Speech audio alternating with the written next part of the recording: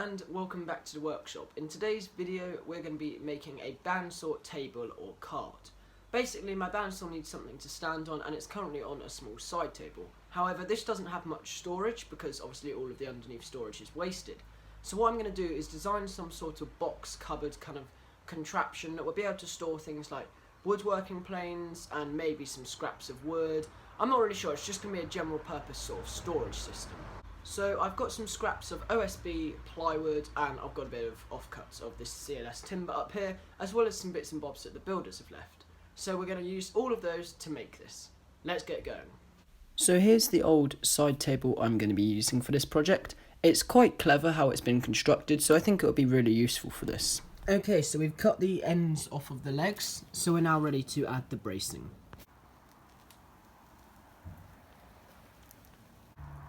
Here we have what I'm calling the cube at the moment. So I've cut the bits of support, so they're simply some bits of CLS timber cut, and then I'm going to screw them together, and then we'll attach the sides, the back and the front with some cupboard doors. It's going to be a really simple build, this. Having cut all the CLS 2x3 timber, I then moved on to screwing it all together. For this I used my Makita drill, and I also had to use an old electric plug-in drill, as this was because my other drill was on charge, so I just made do with what I had. This Black & Decker drill's about 30 years old, but it still works really well, so very occasionally I do have to use it on projects, and it's quite fun using older tools when necessary. So it's New Year's Day today, and I'm finally back working on the bandsaw cart.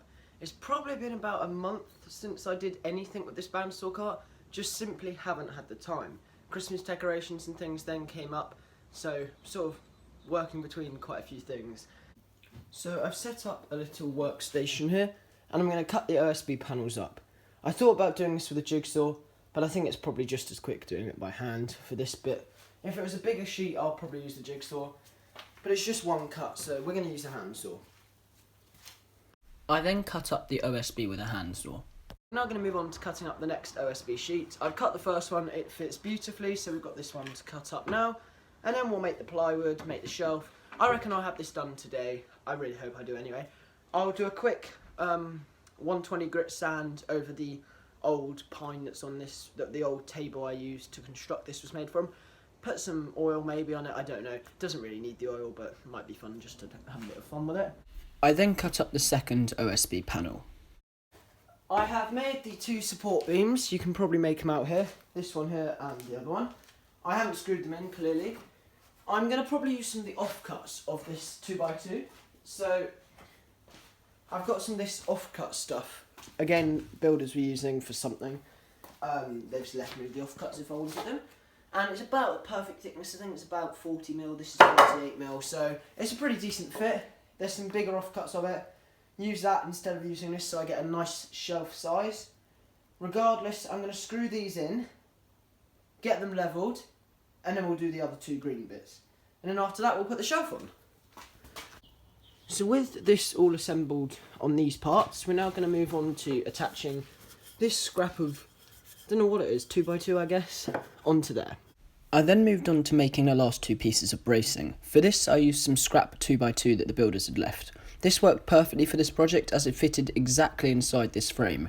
I think the original table's been made out of 2x2, so it was pretty easy to adapt to this project to work well with it. I then used a spirit level to ensure it was straight. So I've done something a little bit weird here. So this is where the cupboard door is going to go, and obviously you've got this bit here which acts as a ledge. Now clearly a standard bit of 2x2 would be too thick because it would be up to the level of this, so the door would be sitting on top of this, and I want the door to sit inside this rim. So what I've done is I've ripped a piece down on the bandsaw, and we've got a nice little bit here, 15mm, so it will sit absolutely flush with this, which is exactly how I want it to be. So we're going to screw this down and try and get one screw in. As usual when I make these sort of projects, I then unscrewed everything ready to put the shelving panel in. The reason for trying to screw it all together first is so that I can ensure it's all flat. However, for this project that didn't happen, as unfortunately I forgot to check that all the pieces were straight and parallel with each other and were also all level. So what this meant was I had to redo quite a few bits on this, so I basically had to redo all of the positioning of all of the bracing, and then obviously I had to remake the shelf, as I'll explain now. But it's a good learning curve. Well, as you've probably just seen, I somehow managed to really mess up with the measurements, and I can't quite work out why, but this piece doesn't fit. It's too loose.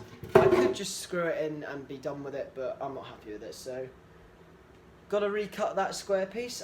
I had this problem with the lathe cut, and I just left it because it was small enough at the back that you wouldn't notice it. So after my mess up of the OSB, I've got it close enough on the second attempt. It's still probably 3-4 mil off on each side, but it's close enough for this. It's a shelf, and it really doesn't need to be perfect. The other one really was too far out of, I guess, alignment. I don't really know, but on this one it's much better and it fits much nicer.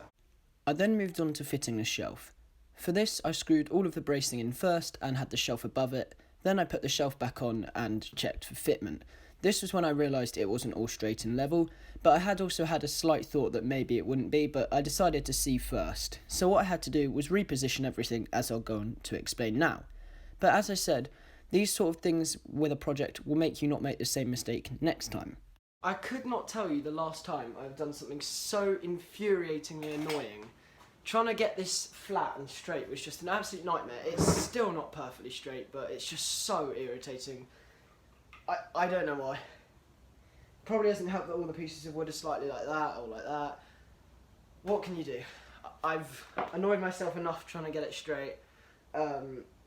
So I'm gonna leave it there with the straightness of it. It's probably like a millimetre or two out from one side to the other, maybe a bit more, but you can't notice it by eye now, whereas the last time you definitely could. I think if I lift this up, oh, it's a bit heavier than I thought. Hopefully you can see it's leveler or more level than it was previously. So we're now going to attach the sides, the cupboard door and everything else. While the door's on, I have realised after the slight disaster from the previous attempts, I'm going to have to fill these holes. It's got a lovely opening and closing door here. Just need to screw this down. Obviously I'll take the sticker off. Dust extraction ports up here, which is great. So a couple of bits I need to do. I need to obviously put a base to this. All of the sides need putting on. But with a little catch, like my lathe cut to stop it opening and closing, I'm really happy with this. I then moved on to screwing the OSB panel shelf down. I just used some 4x40mm screws for this, and I think I put about 10 in. It was quite difficult to do as I had to drill them in at an angle due to the shelf being quite small. I managed to snap 2.5mm drill bits, which was slightly irritating, but at the end of the day I managed to fit it and it was fine. I've now realised I've cut through the bits I'm supposed to use for the side. That doesn't really matter itself, I just need to cut some new ones. Slightly irritating when I'm basically at the end of this project. This project's definitely challenged me and annoyed me at the same time. I don't currently have the wheels, so I can't do that at the moment. I'm still going to sand the top of it and the bottom of it and get it to a really nice finish, and I'll probably add a couple of coats of oil to it. Then we'll put the bandsaw back on it, and then when I eventually get the wheels, I'll take the bandsaw off, flip it up, put the wheels on. Everyone knows how to put some wheels on though. Line them up in the corner, screw them in. Simple as that really. So what we're going to do now is we're actually going to move on to the next stage of this. So I've got this piece of 18mm plywood which I'm now going to use to create the back for this. I've measured it out. I've scribbled over this line because this line is something that the builders had written on there and I need to ignore that. But apart from that, I'm pretty ready to go, to be honest with this. I'm just going to cut it with the jigsaw and I'll time lapse. As I accidentally cut the OSB that I was going to use for the sides, I had to cut up some plywood instead. This was fine as it was all scrap anyway. This was some 18mm ply left over from the builders. Once I'd cut it, I cleaned it up using my hand planes just to ensure it fitted really nicely. Then I drove some screws in and that was that panel done. I repeated the same stages for all of the different panels, just trimming it and making sure it was a really nice fit. I do like to use my hand planes to clean up the edges, and I find that really easy to do, and also for rounding over any of the corners as well. I was just using some 4x40mm screws for this, and I used my drill just to drive them in like last time. As this side table was fairly old, it did have some discoloration in it, so I decided to use my Erbauer ERO 450 sander to clean this up. I just removed the top layer of the finish, and then I applied some food safe oil, as I'll talk about now. One issue I've noticed on this is this nasty crack, and I thought it was a crack originally, but it's not because I peeled a bit away here. It's just a screw line where a screw is clearly dragged along it on the floor. So it's annoying, but it's not the end of the world, and there as well. So, a little bit annoying, but it's a cart, it doesn't need to look good. Although I am going to put some food safe finish on the top, just because I want to. I then applied one layer of food safe finish on the top of the cart. Unfortunately, I forgot to focus the camera for this shot, so apologies for that. Well, I'm really happy with how this turned out, given it's all made from scraps I had lying about, and none of it's meant to really fit together. I'm pretty happy with it. If we have a look inside, we've got a nice little top shelf and a bottom shelf. I still need to add the wheels, but I actually think it looks really good. And we've got the dust port here and on the other side. Nice OSB door, closes nicely. Plywood on the sides, all around. Nice oiled top. I think it will protect it a little bit, and it looks quite nice. So now we're going to go and take some photos. I've got to try and lift that back onto there, which will be a bit of a struggle, but we'll get there. So I think we'll bolt it down in about an hour or so once it's had chance to have a little bit of a dry.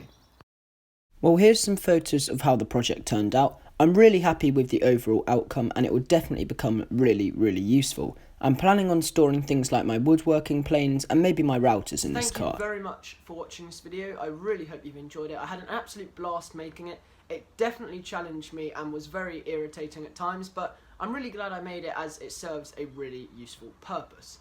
So thank you for watching this video, and stay tuned for the next one, which will be out in about a week's time.